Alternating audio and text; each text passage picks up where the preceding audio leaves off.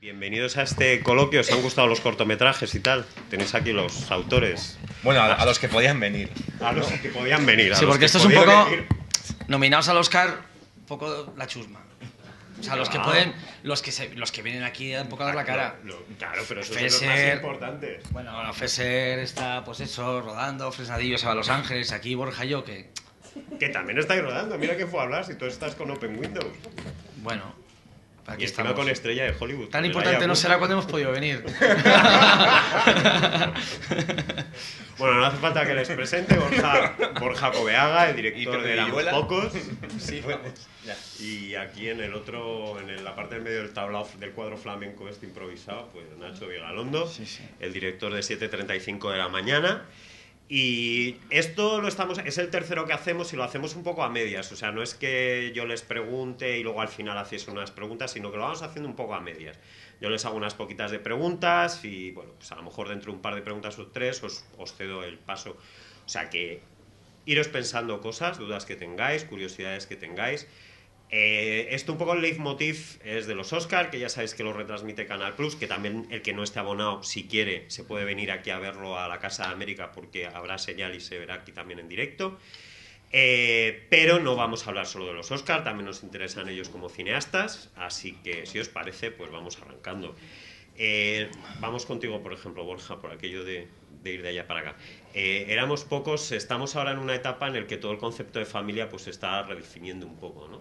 Y la tuya nos plantea un concepto de familia un poco peculiar. ¿Cómo te surge en la cabeza esa familia por sorpresa? De hecho, yo tenía un título para el corto y aparte que la idea de que se llamara Éramos Pocos es el de Nacho. La idea era... Sí, la verdad es que... Porque tenía un título horrible que se llamaba Nuevo Núcleo Familiar, que parecía un plan... Sí. O sea, el primer guión que yo escribí ponía Nuevo Núcleo Familiar, que parecía un estudio del Instituto de Estadística. Es como de Cronenberg, ¿no? Sí, parecía de Cronenberg, parecía que le iban a salir maquinitas del vientre. Pero sí que es verdad, porque esa idea estaba en la cabeza, es decir, que en realidad no había tanto como lazos de sangre, sino que en realidad gente que se necesita pues se ayudan mutuamente, a pesar de que evidentemente hay aprovechamiento en los dos casos. Hay mentiras, hay esclavismo y hay servilismo y todo eso, pero bueno, la cosa es que vino de pensar... A mí me gusta mucho escribir historias pensando qué habría pasado si... Entonces esto era qué habría pasado si mi madre nos hubiera abandonado a mi padre y a mí.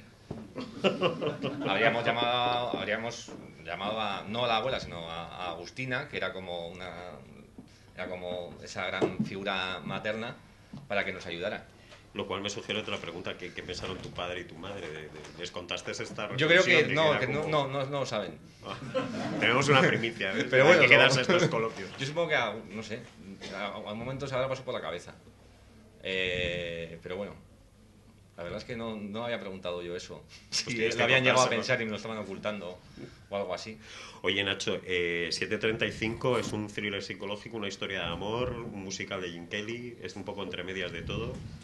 Es que de esas preguntas, claro, cualquier cosa que diga va a quedar peor, lo que has dicho. No, hombre, no. Es que está muy... Joder, lo has vestido muy bien. Prefiero quedarme Pero con que no es un poco de todo, mereces, claro. Es que vamos... Es lo mínimo que te mereces. Claro, no. Imagínate que doy una respuesta mucho más florida que la pregunta, va a parecer lo tengo preparado. Pues venga, vete a lo simple. Es un... O sea, qué papelón. Es un psicodrama musical que un poco sirve como antecedente para La noche más oscura de Catherine Bigelow.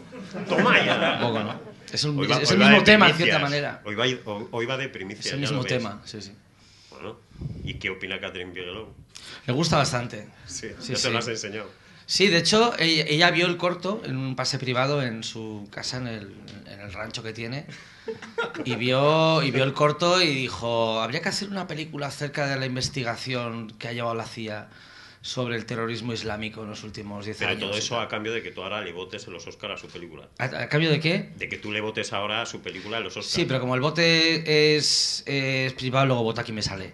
Bueno, luego lo voto a los españoles que hay cada año. Este año tenemos uno. ¿Le habréis votado o no lo habéis Siempre, votado? siempre a los españoles. ¿Le habéis votado? Sí. ¿Te has querido asegurar? No, es que en la categoría... No. O sea, en la ¿Cómo? categoría... ¿Por qué no? ¿Lo has votado? Sí. No, en todas las categorías no votamos. Es que ya sabéis Porque que hay un diseñador de vestuario pues español sí, candidato entonces sí. este año por Los Miserables. Bueno, Sí. pues nada, sigo con Borja. Vuelvo a Borja. Esto de la tercera edad a ti te tira mucho, ¿no? Porque el otro cortometraje, la primera vez, también iba un poco de ese tema, ¿no? Sí. Hombre, a mí la que me tira es Mariby Bilbao. Entonces, es como un Rolls Royce. No sé, o sea, quiero decir que en realidad yo siempre la había visto hacer papeles como de, pues, un poco de lo que es una señora muy macarra, ¿no? O sea, su papel de Aquí no hay quien viva, tal y como estaba concebido al inicio, no tenía nada que ver. Lo que pasa es que se dieron cuenta los guionistas muy astutamente de que ella era mejor que el personaje, con lo cual copiaron todo lo que era de ella. Yo recuerdo que cuando la conocí, íbamos a quedar, y cuando para la primera vez yo no la conocía, le mandé el guión y cuando quedamos me dijo que no podía quedar en la cafetería que habíamos quedado porque estaba enferma, porque tenía mucha gripe. Y de repente y me dijo, pues pero ven a mi casa. Entonces abrió la puerta y me encontré una señora en bata, como muy pequeña, delgadísima, con gripazo, pero con una cerveza en la mano y fumando. Claro, eso es la estampa que vemos de Mariby, pero claro, en la vida real siempre ha sido así. Entonces, a mí, a alguien con tanto carácter y tanta personalidad, darle un papel de ancianita dulce siempre me ha gustado la idea. Porque me imaginaba que alguien con tanta caña podía ser justamente, haciendo completamente lo contrario, podía estar estupenda. Entonces, a mí es lo que o sea, pensando, sí que es un tema que me interesa los ancianos, pero me interesa más Mariby que los ancianos. Titular. Pero va a meterlo en el agua, tío. Igual. ¿Titular? Nos has dejado a medias. No, el titular que acaba de soltar. Me gusta más Mariby que los ancianos, ¿no? Esto. Primera página. Me parece muy bien. Oye, vamos... llegasteis al Oscar con estos cortometrajes. ¿Cómo llega un cortometraje a la nominación? Porque no es el mismo proceso, o sea, no es como la mejor película hablando inglesa, que la elija cada país un comité o una votación o lo que sea. Tampoco es exactamente todos los miembros de la academia que se ven todos los cortos del mundo y eligen. ¿Cómo es ese proceso? Yo recuerdo que creo que en los dos casos, bueno, no sé que en los dos casos, como Kimuak, que es un programa de distribución del gobierno vasco, llevaba nuestros cortos, realmente fue un proceso en el que estuvimos al margen. Sí, pero bueno, como hay unos festivales que llevan esta categoría, es decir, que hay un festival a lo largo de todo el mundo que tienen la categoría A, sí.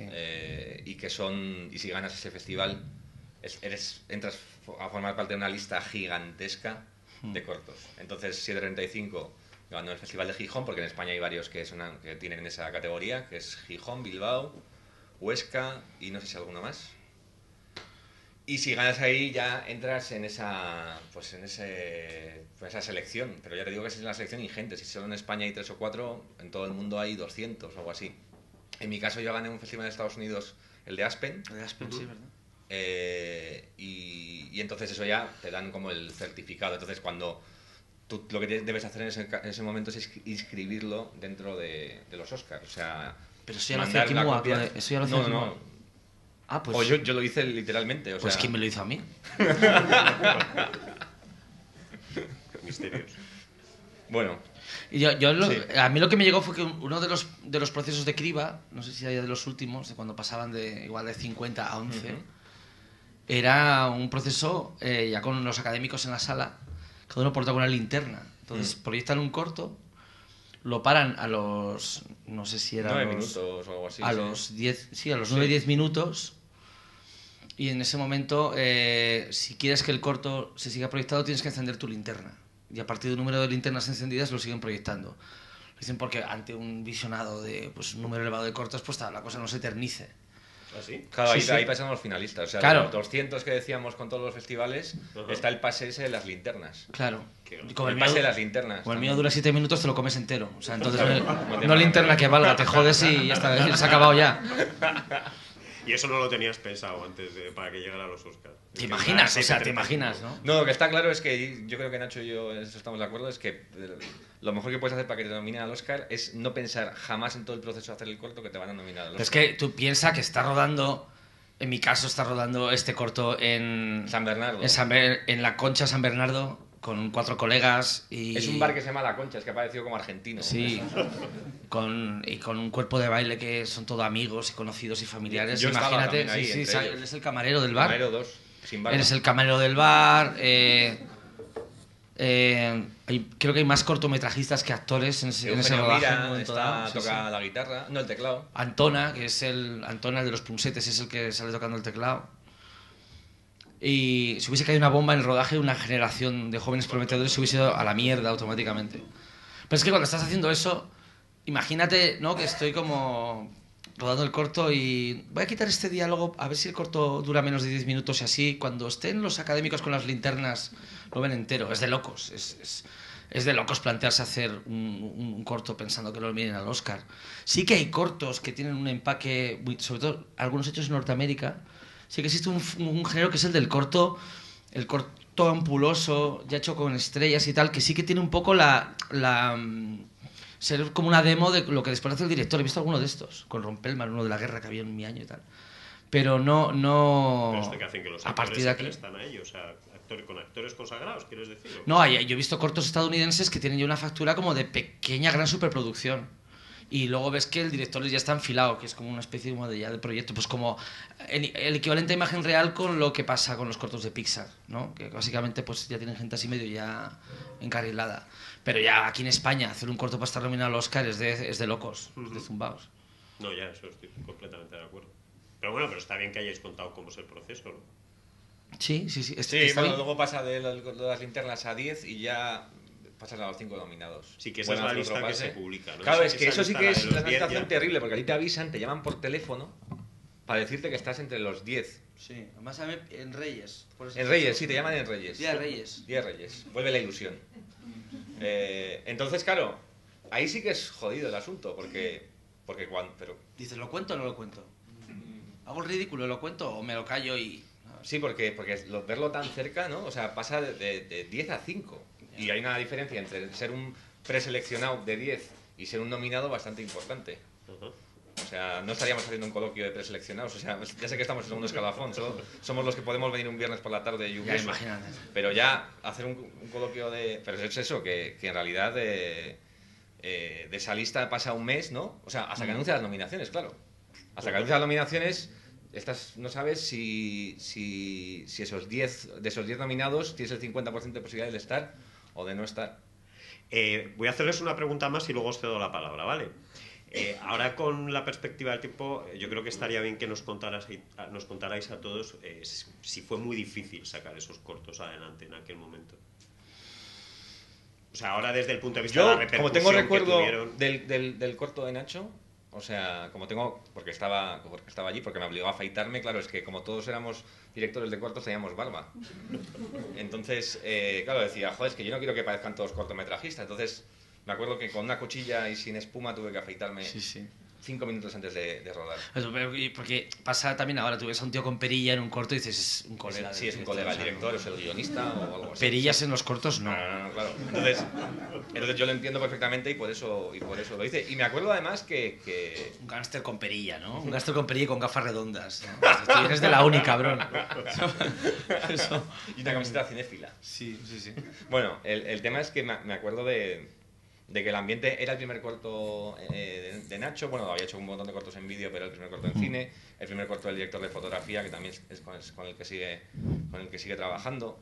Entonces, había un miembro del equipo que era el experimentado, ¿no? Como el tipo que había hecho 1000 cortos, incluso había hecho largometrajes. Entonces, este tipo, en su arrogancia, estaba como hablando por la vagina y diciendo, este corto, a ver si lo pueden ni siquiera montar, no creo que se vaya a estrenar nunca.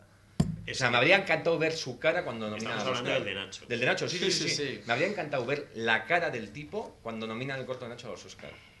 Es decir, que imagínate lo lejos que estaba toda la situación de pensar todo lo que iba a venir después.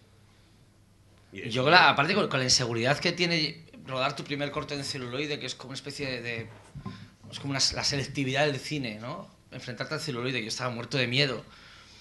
Estaba sufriendo muchísimo, haciendo un esfuerzo muy grande para que el sufrimiento no traspasase al equipo. O sea, yo estaba haciéndome como el que tenía entereza y por dentro estaba llorando. Y además con el extra de presión de además que sales delante de la cámara haciendo el idiota. Y claro, yo le decía al operador, mira, además el operador es de quien está hablando. Yo le hacía el encuadre un poco, mira, me encuadras esto, y me giraba y el tío lo cambiaba y yo... hostia puta, ¿qué es esto? O sea, era como muy violento. O sea, yo que huyo el conflicto, que no me gusta enfrentarme. De repente diciéndole a un señor, o sea, Profesional. a un profesional, oye, no me jodas, ¿sabes? Yo no tenía, no sé al final cómo a lo mejor el plano que está es el que hizo él y no el mío. A lo mejor está nominado gracias a él, ¿sabes? A lo mejor mi encuadre era una basura y él fue el que lo arregló, vamos, no sé. A ver, alguna preguntita, venga, animaros. Venga, ahí hay una. Espera, que te van a pasar un micro para que te oiga todo el mundo bien.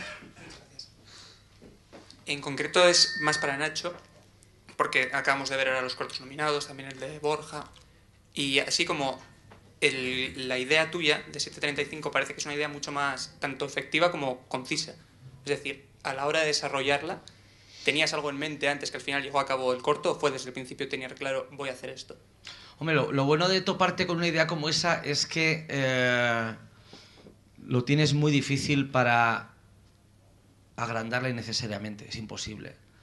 Como mucho había un prólogo, sí que recuerdo que había un prólogo en el que, ya ves tú, qué cosa más de cortometrajista, en el que veíamos cómo ella se despertaba y pillaba, o sea, y salía a la calle y se metía en la cafetería, que luego a efectos prácticos te das cuenta de que ¿para qué? O sea, ¿para qué gastarte la mitad del presupuesto? Porque hubiese multiplicar las localizaciones hubiese significado multiplicar el presupuesto en días de rodaje y en localizaciones.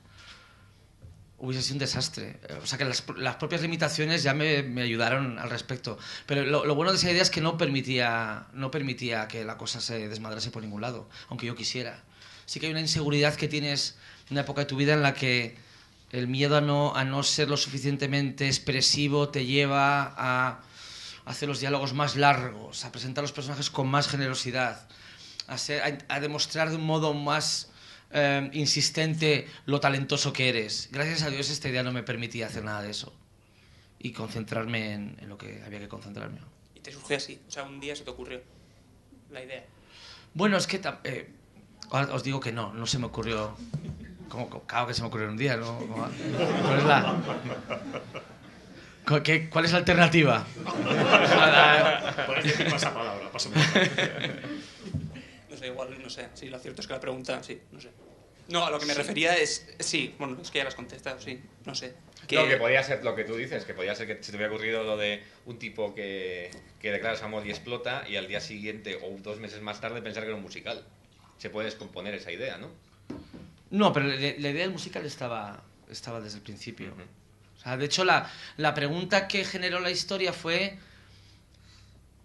o sea, el origen de todo fue la respuesta a la pregunta. ¿Se puede plantear un musical diegético? O sea, un musical en el que hay una razón tras la cual hay música y la gente canta y baila al unísono. Eso fue el comienzo de todo.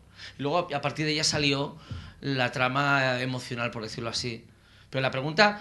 Y aparte es una cosa que recomiendo. O sea, el punto de partida de ese corto, al igual que todo lo que he hecho después, es un planteamiento que puede bordear la chorrada. Es una... Vaya, hombre.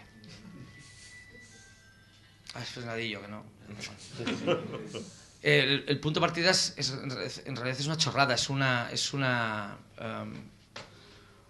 casi un juego. Es una especie de un acertijo formal. No tiene mayor interés. El interés surge después, pero el punto de partida es ese. ¿Alguna preguntita más por ahí? Venga, otra más. ¿Seguís trabajando en el mundo cortometraje o lo utilizasteis en un principio como paso previo a contar historias más largas al largometraje o seguís trabajando también en el corto? O sea, ¿lo veis como un formato propio en el que os gusta trabajar? Pues yo he seguido haciendo cortos. Es verdad que en un formato muy diferente, porque, claro, yo recuerdo que entre la primera y segunda película hice 2 cortometrajes, pero siempre han sido en un formato que no tiene absolutamente nada que ver con estos cortos que hemos visto o los cortos o los largos. O sea, han sido más bien idea que tienes, quieres hacerla y te lo planteas hecho en una mañana, un día o lo que sea. Yo hice uno que se llama Marca Incomparable y otro que se llama Un novio de mierda y que están rodados cada uno en un par de horas. Y justamente me hacía gracia por eso, porque el proceso de hacer una película es tan largo y tan pesado a veces, porque claro, desde que tienes la idea hasta que ves la copia terminada pueden pasar 2-3 años o lo que sea. El tema es que justamente estos cortos me daban lo contrario, ¿no? Es decir, que podía estar montado por la tarde y he terminado por la tarde. Pero de todas maneras, ahora, el mes que viene voy a grabar un corto que es más ambicioso. Es decir, ¡Hala! Sí, es que con un guión de Alberto González, Democracia. Ah, coño, un vale. corto.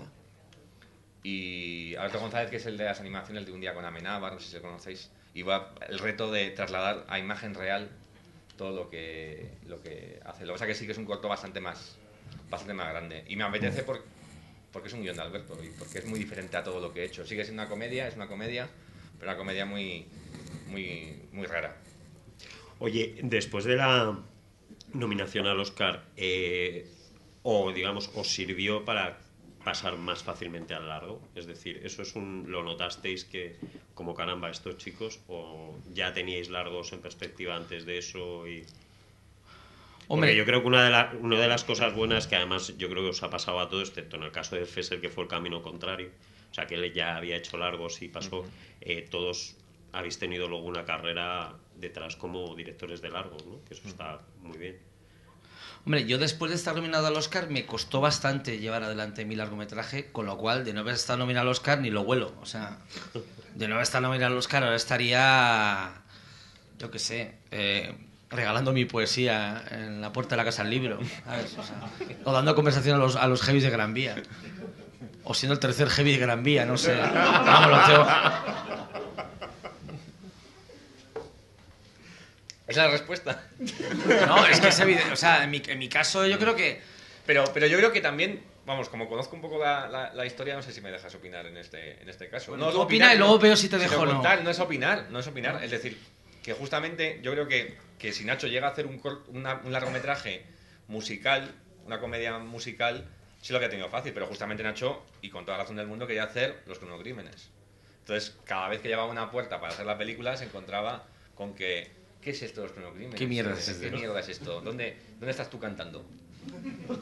No, eso es lo que pasó. Entonces, claro, en mi caso yo creo que fue mucho más fácil porque incluso Pagafantas era un proyecto bastante más comercial que éramos pocos. No era esa mezcla de comedia dramática siquiera. Y ya estaba en marcha cuando el corto fue nominado.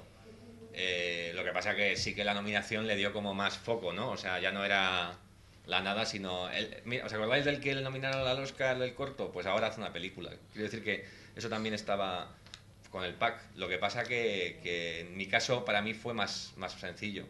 También es cierto que lo que dices de mi obcecación en que fuese con los crímenes... No, es pero lo cierto. digo, obcecación, no... No, lo digo porque realmente sí que una vez que de repente te toca esto, que no puedes sospechar que te venga algo así, que es una suerte inmensa y que es como que, no sé, es como que de repente es como no saber cantar y estar en Eurovisión, ¿no? Una cosa de repente inesperada que te pone en el centro de los focos y que te hace tener mucha confianza en uno mismo. En ese momento yo dije, bueno, ahora me van a dejar hacer películas.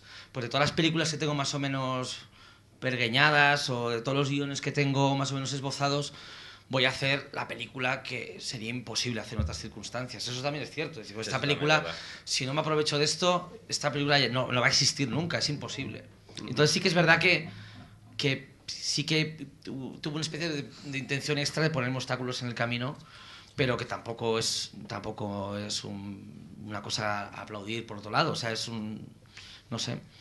Oye, y bueno, comentabais que podéis llegar a tardar, o que tardáis 3 años desde que tenéis la idea de la película hasta que a veces puede pasar un periodo de 3 años. Depende, es que ahí están cada pero proyecto bueno, en cualquier caso diferente. es un proceso más largo. Se echa un poco de menos esa libertad que teníais como cortometrajistas, de pues lo que tú has hecho en esos 2 cortos que dices que has rodado un poco ahí entre medias. Es decir, cuando ya estáis desarrollando una carrera como directores, pues donde ya hay más dinero en juego, donde hay más productores, donde la gente opina más, se echa un poquito de menos esa libertad que se tenía cuando se rodaba 735, pues, era un poco... Justamente es que estos cortos sí que son así, pero por los que, por ejemplo, fuimos nominados, también tenían ese proceso un poco de ganar un concurso de proyectos, de de mandarlo a Canal Plus a ver si compraba los derechos de emisión, la ayuda del gobierno vasco, la ayuda del ICA. Es decir, que era una versión reducida de lo mismo que vivimos. Es decir, que incluso en proporción de duración, la del corto proporcionalmente era más largo el proceso para ello que otra cosa. Sí que es verdad que se pueden hacer cortos de otra manera, sobre todo creo que ahora, sobre todo porque están quitando las subvenciones. Pero el tema es que desde luego yo no notaba mucha diferencia. Me parecía como todo como más largo, simplemente por el hecho de ser películas más largas. ¿Nacho? Yo creo que no he hecho en falta una libertad especial porque, por suerte o por desgracia, hay que reconocer que en las condiciones en las que he hecho mis películas no me he sentido en ningún momento coartado ni oprimido por las personas que están detrás. No, pero no lo decía tanto como por eso, como pues eso, por el enfrentarte a una cosa más sencilla que haces entre poca gente. No, pero la escala es distinta. La escala es distinta, pero creo que la dificultad es la misma. O sea, en un cortometraje es como lo que siempre se ha dicho de que un cortometraje es más difícil que un largo porque tienes que condensar una idea en poco tiempo. Eso es falso. O sea, yo cuando hago un cortometraje no estoy condensando una idea en poco tiempo, sino que la idea ya en sí precisa poco tiempo. No estoy reduciendo un largo a 10 minutos. Y de igual manera la dificultad que no tienes en un corto es tener que sostener el interés o el ritmo durante 2 horas. Con lo cual yo creo que en última instancia la dificultad es la misma, que es la de que el plano que va después de este plano monte con el anterior bien y que todo en conjunto genere algo que tenga ritmo y a poder ser que tenga significado. Y esa es la dificultad, es la de siempre. Y luego generar el corto, pues bueno, creo que evidentemente a una escala puramente cuantitativa conseguir los recursos para rodar un corto de 10 minutos no es la misma dificultad que la de construir un largo, pero también estás en un momento de tu vida en el que tienes más inseguridades, más miedos, más inexperiencia. Yo, de hecho, creo que yo aprendí a dirigir, entendiendo aprender a dirigir como disfrutar el dirigir ya en Cronocrímenes. O sea, yo 7:35 ahora lo veo, me parece una cosita mínima, pero recuerdo que aquel rodaje lo pasé realmente mal. Y creo que ahora sé dirigir, no porque dirija mejor, no porque esté todo mejor en pantalla, sino porque disfruto del proceso muchísimo. Yo a Nacho le he visto dirigir ahora Open Windows y me dejaste alucinado porque es el único director capaz de estar pendiente y al loro de lo que pasa y tuitear al mismo tiempo. O sea, me dejó absolutamente fascinado. Sí, alguna mierda colaba, sí. ¿En Twitter o en la película? No, es punto suspensivo, ¿no? Sí, hombre, pero sí, alguna cosita sí. Sí, Oye, pero Hay días que se puede y días que no, pero vamos. No, pero estabas muy pendiente, lo he dicho lo primero. Estabas muy pendiente de lo que De dirigía. hecho, el único que habrá visto algunos que tuiteen también lo hagan Y mal. no están pendientes, Y no están exactamente. pendientes. No, pero yo creo que la principal diferencia, un poco abundando en lo que decían Nacho, de lo que decían de no es más difícil un corto porque condensar. Yo no noto diferencia entre rodar un corto y un largo o montar un corto y un largo, pero sí en la escritura.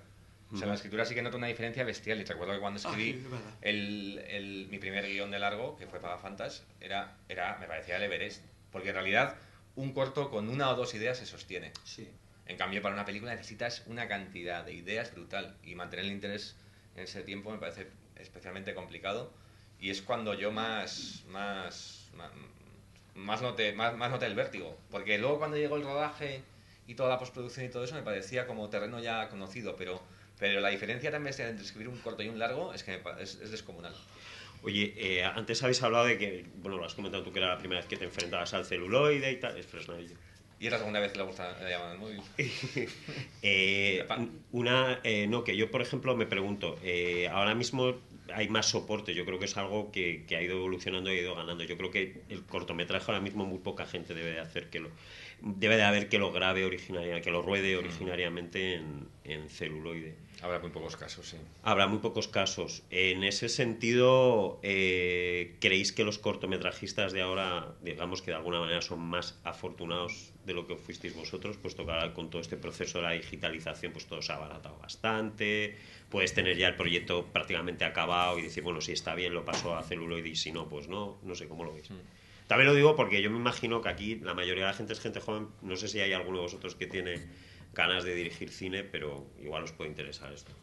Yo no, vamos, yo creo que son épocas diferentes y y cada uno ha tenido la época que le ha tocado vivir. Nosotros hacíamos cortos en vídeo, de estos grabados en vídeo 8 o en Super VHS y cosas así, que vamos, que en realidad sí que había como una especie de realeza o de aristocracia los que grababan en cine y luego el inframundo de los que grabábamos en vídeo. Entonces sí que notabas esa diferencia, pero yo ahora, mirando ahora, donde efectivamente puedes tener un corto de gran empaque hecho en tu casa, de acuerdo, pero en realidad yo creo que si en realidad lo que queremos todos, si es destacar o por lo menos tener un punto de vista diferente a todo lo que se hace y tener la oportunidad de seguir haciendo cosas, tampoco lo veo como una cuestión tan de formato, ¿no? Es decir, que ahí veo como en los últimos años una obsesión con que, pues como cuando han sacado la cámara Canon, que te da Full HD y es maravilloso y puedes enfocar el fondo, y ahora es que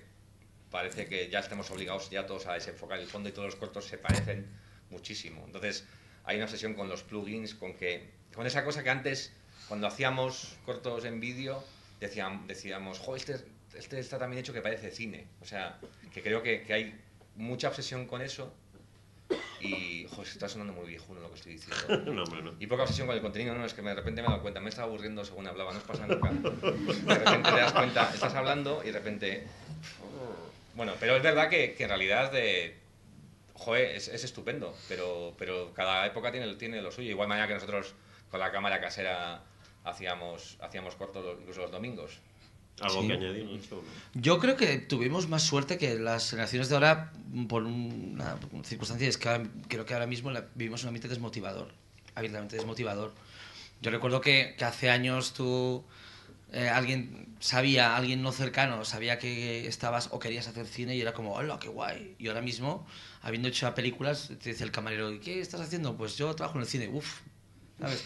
Ya es otra cosa, o sea, yo percibo un horizonte ahora mismo, si yo que ya he hecho 3 pelis y bueno, pues tengo posibilidades, yo veo un horizonte muy desmotivador, pues no puedo más que admirar a la gente joven que vamos, ante un panorama tan negro, pues tienen la misma fuerza o las mismas ganas que tenemos nosotros. Yo creo que para mí esa es la diferencia. Yo creo que sí que en nuestra época el cine parecía una carrera de obstáculos, pero al final había un caldero lleno de monedas de oro, ¿no? Era como, a ver qué consigue, el que consigue llegar a hacer películas, ya verás qué bien se lo va a pasar. Yo creo que ahora la diferencia es que hay un camino de obstáculos y al final hay un barrizal, ¿no? Pues vaya mierda de camino de obstáculos, ¿para qué he llegado hasta aquí? Y en ese sentido creo que a mí siento una profunda admiración por los Pero bueno, chavales que pero por otro mantienen lado, es un barrizal bastante agradable. O sea, quiero decir que... No me jodas la metáfora. No, que es pero... un barrizal... Es evidente, y estoy completamente de acuerdo con lo que dices, joder, pero justamente sí que se puede llegar a ser un privilegiado como somos tú y yo. Joder, tú estás montando tu tercera peli, a mí me pagan por escribir una película, me imagino que mucha gente que empieza a hacer cortos estaría deseando vivir esta circunstancia, con lo cual, claro... Es un barrizal, pero tampoco no deja manchas. Es un barrizal de oro, ¿qué os parece? Es un barrizal de oro fundido que no te quema. Vamos a hacer una encuesta. A ver, de los que están aquí, ¿a cuántos les gustaría hacer algo relacionado con el cine? Buf. Pues... La mitad, ¿no? Más o menos, o un tercio pasado. Pues yo creo que hace 10 años se hubiese levantado la mano el doble. Mira tú. Lo que ¿Tú pienso. eres? Yo creo que sí. Yo creo que no. Había mucha más No. gente. No, yo creo que hubiera creo que sí. levantado la misma. Yo creo que hubo un momento decisivo para el mundo del cortometraje y es... ¿os acordáis? En A salir de clase, en la serie, Sí. en la primera temporada, los protagonistas tenían un grupo de música. O sea, lo enrollado era tener un grupo de música y todo eso. En la segunda temporada empezaron a hacer cortos. Entonces creo que eso fue el gran... yo marco ahí el gran cambio de paradigma en España sobre que de repente, eso, el hijo de ese camarero seguramente dice uff porque su hijo hace cortos. O sea, el del camarero hace uff porque su hijo hace cortos. Es decir que... Sí, ahora- Mira, ya tenéis ahí una idea para un seguramente corto. vamos a una charla que hay sobre poesía iberoamericana en la sala de al lado y preguntas cuánta gente quiere hacer cine y le levantarían la mano los mismos. No es porque sea de Si ahora cine esto, hubiese- sino- si ahora existiese la serie de clase, estarían vendiendo melones, ¿no? En la carretera. Algo así. Salir de clase edición. Para ti es la imagen del barrizal. Yo creo que ahora hacer la serie de clase clase sería como amar en tiempos revueltos, ¿no? Porque es un poco el efecto rebote, ¿no? España está yendo para atrás. Estamos en la neoposguerra. Yo lo veo así, no sé. Pero bueno, que tampoco vengo aquí a deprimiros, que estamos todos en el mismo barco. Estamos todos en el mismo barco y todos nos vamos a hundir a la vez. Venga, para no deprimiros, alguna preguntita. Alguno de los que ha levantado la mano, venga.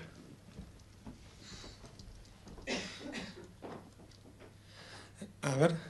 Hola.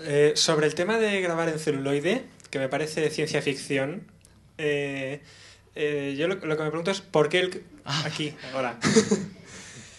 ¿Por qué el cambio? Es decir, ¿por qué un corto lo grabáis en cinta, en vídeo, en VHS, y el siguiente pasáis a grabarlo en película? Que yo cuando he visto el logo de Kodak en los créditos he alucinado, pensando que era un corto.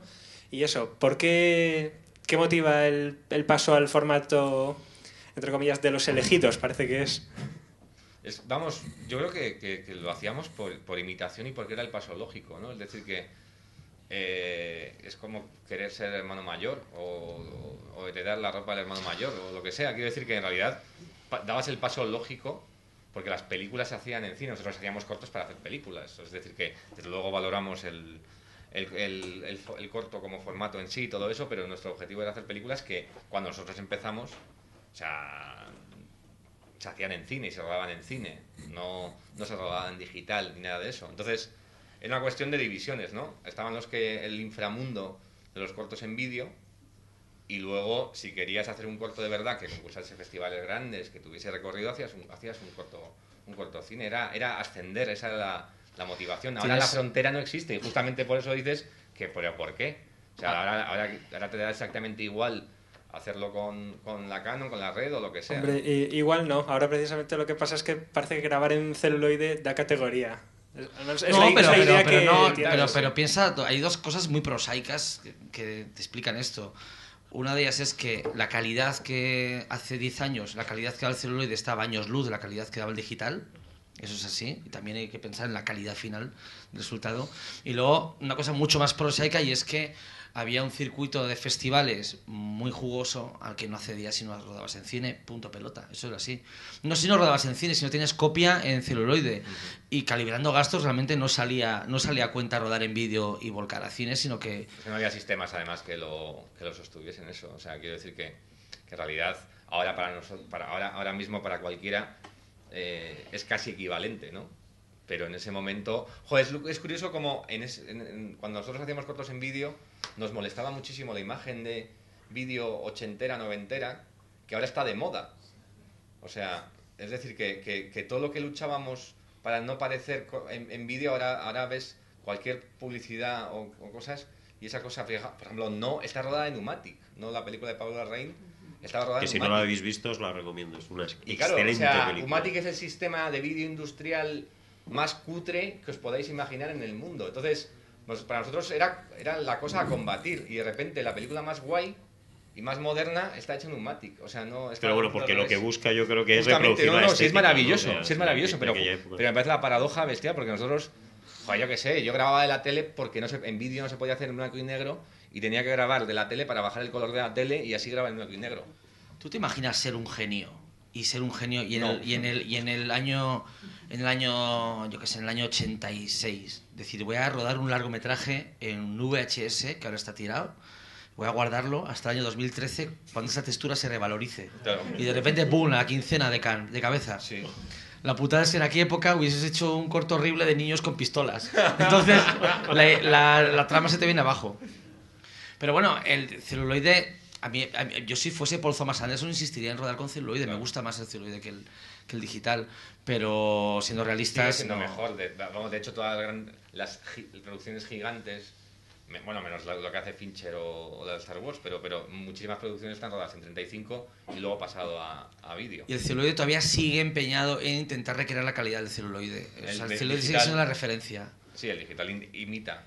O sea, justamente las cámaras que más están proliferando... pues a la Alexa, gusta tanto la Alexa porque es la que más se parece al 35, el que te da el grano más vivo, el que es menos hiperrealista, la que es menos vídeo, por así decirlo. Pero bueno, se siguen haciendo. Ahora mismo, Fernando Franco, que es el montador pues, de Blancanieves o de No tengas miedo, de un montón de películas, está rodando una película en 16, un largometraje convencional. Entonces sí que hay gente, o Jonás Trueba acaba de rodar una película en 16. Es decir, que yo creo que en ese sentido sigue, vamos, se seguirá, aunque sean casos como excepcionales, se seguirá haciendo. Bueno, ya que estamos con lo de los Oscar, que es lo que nos ha traído aquí, a ti, Borja, el año tuyo además se dio la extraña paradoja de que había 2 cortometrajes españoles nominados, o sea, os tocó, digamos, de alguna manera competir, que también lo habéis visto, que es Vinta y La gran idea. El año ese estaba Borja y estaba Fesser y Luis Manso con Vinto y la gran idea. No sé cómo es la peripecia. Yo recuerdo a Fesser oírle decir que se sentía un marciano, eso sí, un marciano bastante contento. ¿Cómo era la historia de veros allí los dos? Es decir, ¿había una especie de colaboración? ¿Había un apoyo por parte de sí, las instituciones? Coincidimos realmente poco. Creo que coincidimos en la comida de los nominados, en una proyección de cortos que hubo también en la Academia de los Cortos Nominados y luego en la ceremonia. Pero sí que es verdad que todo eso nos parecía extrañísimo. Es verdad que había una bastante diferencia entre Fesser y yo, justamente por lo que has dicho antes, ¿no? Que un tipo que ya tiene una carrera, que ya ha hecho 2 largos, que de repente pues ha vuelto al mundo del corto y ha hecho ese corto que está nominado, y yo que era mi segundo corto en cine. Fíjate lo que hablaba de la diferencia. Mi segundo corto en cine, si contamos con los de vídeo, pues habría sido el 28º o algo así, pero claro, le das importancia a eso. Entonces lo veía como muy... Claro, veía circunstancias completamente diferentes, y creo que... Un poco putada, ¿eh? Un poco putada, otro corto español nominado. ¿Te parece putada? Yo creo que sí. A mí cuando me dijeron, no, es que estás nominado al Oscar. Bueno, lo primero que preguntaste es, ¿hay otro corto español? No, pero diciendo, bueno, y Amenábar. Digo, bueno, Amenábar. ¿No? Es un poco putada. O sea, ¿no? Bueno, ojalá un año todas las nominaciones al Oscar fuesen españoles. Todos. Pues te advierto que el año que le tocó a él casi fue así, porque fue el año del Laberinto del Fauno, que estaba... Cruz. Un poco putada. ¿Pero por qué? ¿Por aquello el foco mediático o qué? No, porque te hace más especial, ¿no? Claro. O sea, tú imagínate que todos los años nominasen a un corto español a los Oscars. Entonces que esto estaría desbordado, ¿no? O a lo mejor solo veníamos nosotros también. Pero estamos encantados con vosotros. Le quita cosa especial, o sea, si estás entre los pocos... Sí, yo le entiendo a Nacho, pero no tengo... Tú imagínate que estás viendo... Está Elliot, ¿no? El niño este, y bajo una luz del cielo, y en vez de T hay 15 marcianos. Pues bueno, se reparte un poco el interés, pero de T no se acuerda ni Perry. Pues un poco éramos ET pues con 15 marcianos más, joder. Y además ves que de los 15 marcianos ET no es el más guapo, ¿no? Y no es el que estira más el cuello. Pues ya está. Pues bueno, ¿qué os voy a contar que no sepáis? Oye, pero todo esto lleva una presión mediática añadida.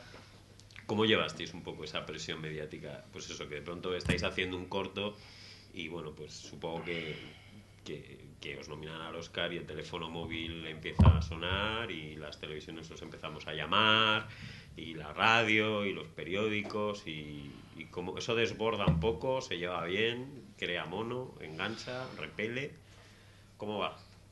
Yo cuando hablan de las nominaciones entre comillas serias, ¿no? Pues por ejemplo, he seguido a cierta distancia todo el proceso de campaña que hay detrás de una película como Lo Imposible. Te das cuenta de que realmente si esta es una categoría grande, es una aventura, es una campaña, como si fuese una campaña política que no acaba hasta que se dan las nominaciones y continúa, de hecho continúa después de las nominaciones, perdón. En el caso nuestro, como tampoco, según te nominaban, decías, bueno, ¿y ahora qué hay que hacer? O sea, hay que preocuparse por algo. Sí, ¿no? Hay que hacer algo para favorecer que el premio nos lo den a nosotros y no a otro.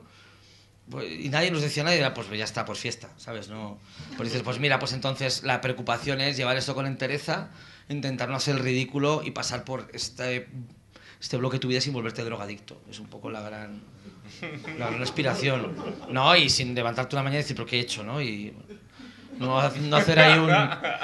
No, pues eso, no volverte drogadicto, no manejar armas, no volverte loco, en cierta manera. Yo reconozco que a mí me ayudó bastante también a la hora de tampoco perder los papeles, estar ya muy obcecado con hacer crímenes, ¿no? Y tener ya un poco la mentalidad ahí puesta. Y saber que si de algo me iba a servir todo aquello era únicamente pues para poder hacer mi primera película. Lo demás era todo pues una especie como de circo añadido. De Sí, circo, pero sí. sí que dimos, joder, decenas...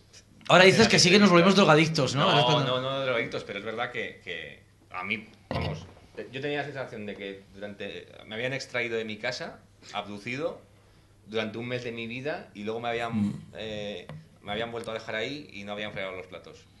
Entonces me sentía como esto es muy raro, porque es verdad que entrevista de aquí para allá, al principio me hacía mucha ilusión, claro, como joven director ilusionado, pero luego he de reconocer que fue un coñazo y cuando terminó todo fue un alivio. Para mí fue un alivio, o sea, cuando no lo gané fue un alivio. Porque, más que nada porque me habían manchado la camisa de vino y no quería que mi madre me viese en la tele con un lamparón. Pero bueno, para mí... ¿Qué? Es que eso está todo clac, así. Entonces sí que es verdad que tiene una parte muy graciosa. Para mí fue como un viaje de fin de estudios. O sea, es como un viaje de fin de estudios con 30 años y con algo más de pasta. Bueno, y que te sientas a cenar con Spielberg. Sí, pero casi te hace más ilusión que la noche cuando pierdes el Oscar y te vas de juerga con los amigos a bailar. Pero tú en la comida de los nominados tuviste una mesa que estabas con Will Smith. A mí me tocó la chusma. A mí no me acuerdo ni con quién estaba, no me acuerdo, de verdad. Es el director de foto de Vente con tu prima y el script de... Yo qué sé. No, a mí es que lo del proceso, la fiesta de nominados es lo que más divertido. Además me lo dijo Nacho, que estuvo nominado 2 años antes, y me dijo, no te pierdas esto. Pero claro, yo tuve la suerte de que la mía fue bastante espectacular. Ajá.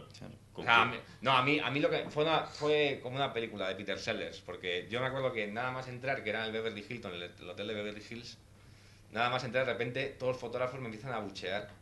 Y era porque me había puesto en medio entre la mujer de Will Smith y el fotocall, o sea, los fotógrafos. Entonces me insultaron, o sea, fue una entrada triunfal. Yo, además, estaba muy obsesionado con no hacer el Paco Martínez Soria allí, o sea, estaba como súper digno, muy digno. Entonces... Además te insultaban en perfecto castellano. Me insultaban, sí, claro, decían, no, querían que era mexicano, seguramente pensaban que era, no sé, me dirían pendejo y cosas así. Pero bueno, el tema es que al entrar, pues me puse en una esquina y yo dije, discreción, y sin hacer nada, a mí es como mi copa de vino, pero de repente se me acerca otro que estaba nominado, que finalmente fue el que ganó el Oscar, y que no sé si había controlado en internet las caras de todos, pero se acercó y dijo, yo soy tu compañero de nominación, súper maquinal. O sea, sí. Has venido de España, yo vivo aquí al lado. Había venido andando. O sea, una cosa así, y de repente dice, ay, mira que me acaba de entrar, ahora vengo. Y de repente el tío se iba a hacer una foto con Spielberg. Y vuelve con la foto. Entonces yo digo, joder, está Spielberg ahí en chándal, que estaba en chándal.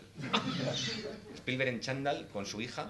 Y yo digo, no puedo hacer. Entonces me pongo una especie de cola no formal que había alrededor de Spielberg para sacarse fotos, porque también a la trecista de Apocalipto le hace ilusión sacarse una foto con Spielberg. O sea, eso no era, o sea, que todos éramos Paco Martínez Soria. A lo mejor no de Wisconsin, pero bueno, entonces ya foto con Spielberg y ahí ya me relajé. Entonces se me cayó 2 copas de vino, o sea, casi le tiró el vino encima a Will Smith porque le sentaron en la misma mesa y al presentarme tiré la copa y se lo tiré encima, él pegó un salto hacia atrás, cosas así. Cuando fui a recoger el diploma me tropecé y luego Will Smith me dijo, me encantas, eres tan torpe. Entonces, todas las torpezas del guateque, o sea, ahí... también le tiré el vino a Guillermo Arriaga, el guionista de Babel, le tiré el vino en los zapatos. No le hizo mucha gracia, pero es que... ¿Pero qué tienes tú con el vino? No sé, es que yo... A ver, llevaba en la derecha, entonces al dar la mano, de repente, el cambio de mano... O sea, ahora si me volviese a nominar a los Oscar, iría con el vino en la mano. La palabra que lo resume todo esto es alcohólico, por otro lado. O sea, yo que va buscando vino por ahí. Se me caía el vino todo el rato, no bebí ni una gota. Pero se te caía porque estabas borracho.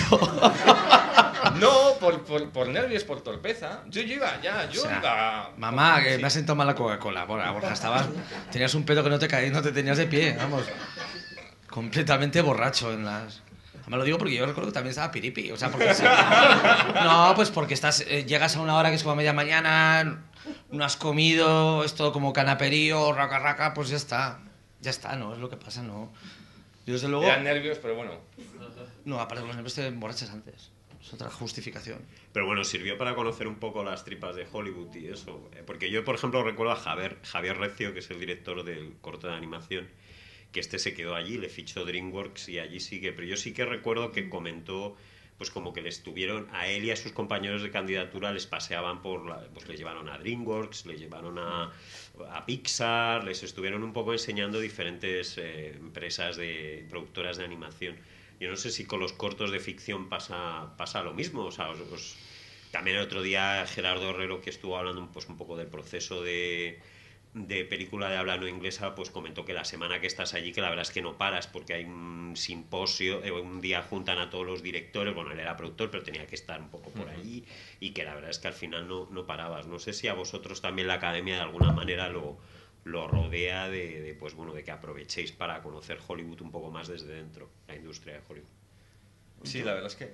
Hombre, yo en realidad, hombre, sí que pues había un chico que quiso ser mi manager a raíz del corto, antes de la nominación, pero no recuerdo... Claro, si tú piensas que en animación son categorías tan técnicas, es un poco la diferencia entre pues eso, hacer animación es un poco como ser teleco, ¿no? Que acabas la carrera y dices, mira, este tío maneja palancas, ¿no? Y quiero a este chico y tal. Si es un corto de ficción ya es más difusa tu autoría. Pobre chico, que era el director y guionista también del corto. No, pero Teleco. justamente, o sea, pero está dando un valor. Nosotros estamos diciendo como No, si no, fuera estoy- un magisterio o algo así. No, es Vale, es vale. más, O sea, o sea, es más. de lo que entras con un 5 en la universidad. Él es de 9. Claro. Vale. Pero Y eso no- justamente es para Subirle, vale, bien. Bueno, y Sí, entonces eso, que es un teleco y... Pues eso, que en realidad cuando es un corto no es lo mismo, no tienes... Aparte que es que no... Esa categoría de ser director, escritor en Hollywood es un poco marciana en realidad. O sea, ahí no existe esa categoría como de mega autor que en Europa es tan habitual. Y no te miran de la misma manera. Y aparte es que tampoco está claro cuál es tu valor posterior, ¿no? Cuál es el atributo. Que en mi caso, por ejemplo, ¿qué me van a dar? Dales a este chico puede dirigir más comedias negras con trasfondo No, musical. pero bueno, que a lo mejor sí os enseñaron un poco los estudios, o cómo funcionaban, o conocisteis un poco el Hombre. funcionamiento por dentro. No. Yo en mi caso sí, vamos, yo sí. pero vamos, que es verdad que la academia sí que pues lo que contabas del simposium, pues lo mismo con los cortos, ¿no? Hay una proyección de los 5 cortos nominados de ficción y los 5 cortos nominados de animación, y hay un coloquio y cosas así, hay una fiesta, es decir, que en realidad sí que hay un empaque y sí que hay un cuidado especial. Y luego en la industria allí sí que es cierto que aunque estés nominado con un corto al Oscar, ya pertenecer a ese club y de nominados y todo eso les parece la leche. A lo mejor es gente que está produciendo películas de largometraje de éxito, pero a lo mejor no están cerca, están a 200 kilómetros de que les nominen al Oscar, y sí que hay como cierto respeto hacia eso. Es verdad que justamente yo recuerdo el año que estuve nominado, había más directores españoles en Hollywood que en España. Es decir, que fue un momento en que de repente todos los directores tenían 800 proyectos, iban a rodar ya, tenían reuniones con agentes, con todos. De hecho, yo creo que Nacho dijo una frase graciosa al respecto, que era que dentro de 10 años los taxistas de Los Ángeles eran todos exdirectores de cortos, de largos españoles. Martín y Lázaro, ¿no? Te paran ¿Dónde le llevo? ¿Dónde le llevo? Entonces, sí que es verdad que por ejemplo, bueno, Nacho estaba más vinculado a eso, porque ya le mandaban guiones y le han ofrecido proyectos allí, pero sí que es verdad que el proceso según el cual una película se escribe, se pone en proceso de preparación, se conduce hacia la preproducción, no tiene absolutamente nada que ver con España. O sea, normalmente, aunque nos quejamos aquí, el rango de películas que se proyectan, o sea, que se proyectan a hacer y se hacen, el porcentaje es bastante alto en comparación con lo que pasa en Estados Unidos. Y es verdad que por ejemplo, todos los directores que había allí, pues ninguno dirige una película. Y había 10 que decían, no, si ruego dentro de 2 meses, o sea, ninguno. Y es verdad que cuando, bueno, tú puedes contar la circunstancia de cuando te mandan guiones y te manda, un manager o un agente te empieza a mandar guiones y en realidad esos son proyectos que están un poco... ¿no? Bueno, sí, yo prefiero hablar de que el año pasado nos mandaron un pin. Un pin de los... que estoy pensando en el pin. Es que el otro... A ver, yo me acuerdo que dimos un curso Nacho y yo hace unos meses. Un pin de los Oscars, lo iba a traer. Le veo a Nacho... Lo iba a traer. No, le veo a Nacho aparecer en el curso, que era un curso para chavales, no sé qué, con el pin de los Oscars. A mí también me había mandado el pin de los Oscars a casa, pero lo último que se me ocurre es salir de casa con él. Ya verás que Risa, dentro de 3 años te regalo mi poesía con el pin de los Oscars. Te regalo mi poesía. Te regalo mi poesía. Bueno, ¿qué es ese? No es el pin de los Oscars de ser académico, porque después de ser nominados pasamos a ser académicos. O sea, que sois académicos. Sí, pero vamos, que te nominan al Goya y no te dan ni un mechero, ¿eh? Cuidado, hay que decirlo, vamos. O sea, yo estuve nominado al Goya y si te he visto no me acuerdo. Y sin embargo, oye, nominado al Oscar ahí, el pin de vez en cuando, un carné anual de la academia. No es lo mismo, ¿eh? A ver, ¿alguna preguntilla por ahí? Venga, animaros. Bueno, yo recuerdo que vuestros cortos, el de Fresnel, bueno, el de Fesser y el de Fresnadillo también los vi en el instituto. Bueno, pero no están aquí. Bueno, pero el corto de Fesser era un documental que nos pusieron un día para hablarnos de África en el instituto. El de Fesser nos pusieron un día antes de Navidad. Pero el de Borja Covea, pues nos dieron un día para hablar de la importancia de la mujer. Así que, ¿cómo tomas tú ese tema que utilicé en tu corto para ciertos fines?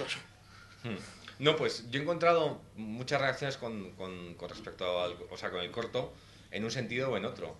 Desde quien ha pensado que era un alegato machista y una especie de loa a la explotación de la mujer, y también el caso contrario, como de mírate cómo explotan, cómo son los hombres y todo eso.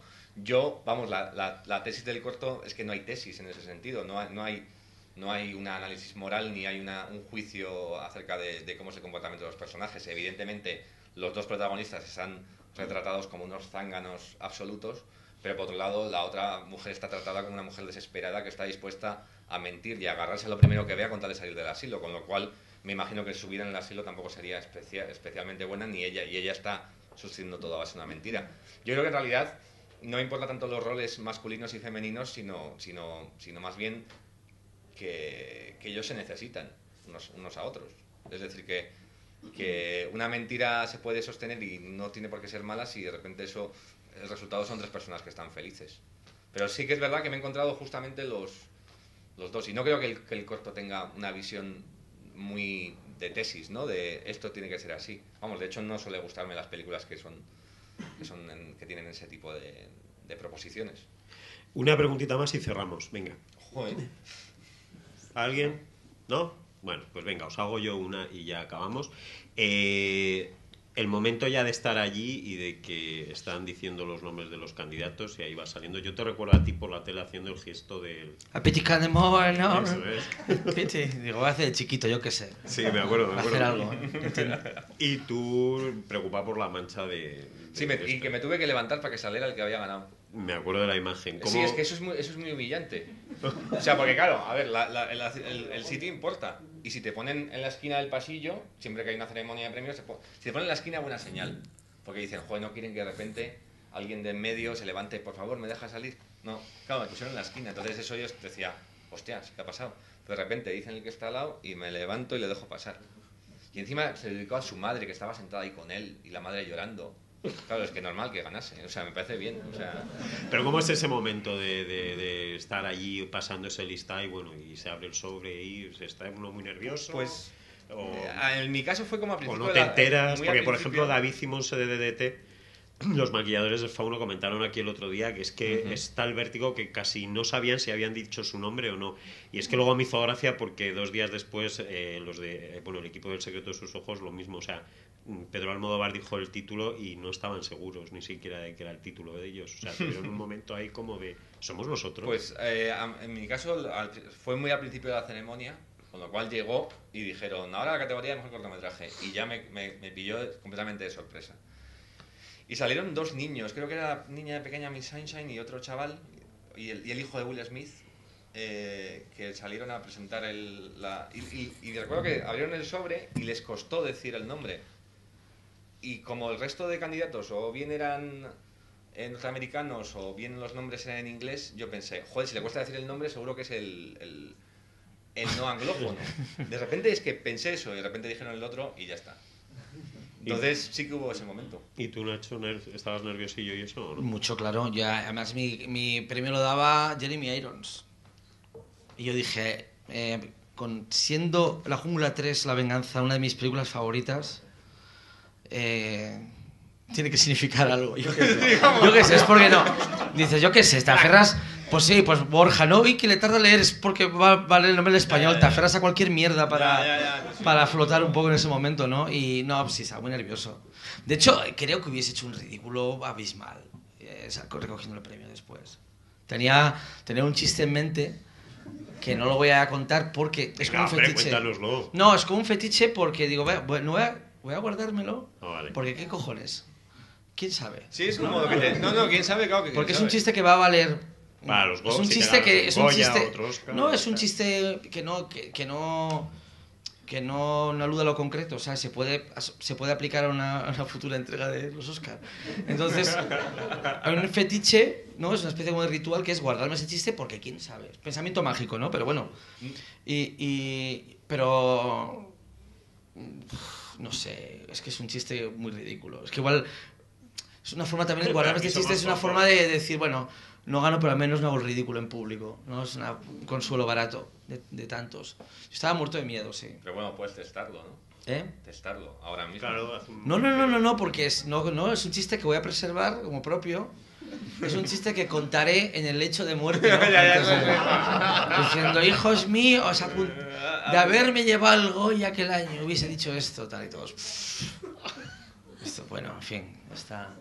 No, pero es verdad que una cosa que pasa, que lógicamente uno está empezando cuando está nominado en la categoría Mejor Cortometraje, como nos pasó a Nacho y a mí, y estás empezando y claro, de repente llegas a una circunstancia estupenda como es que te nominan al Oscar, que es alucinante, pero una de las frases que más oía yo de gente pues cercana y todo eso, decían, no, joder, es que esto hay que disfrutarlo, que es una vez en la vida.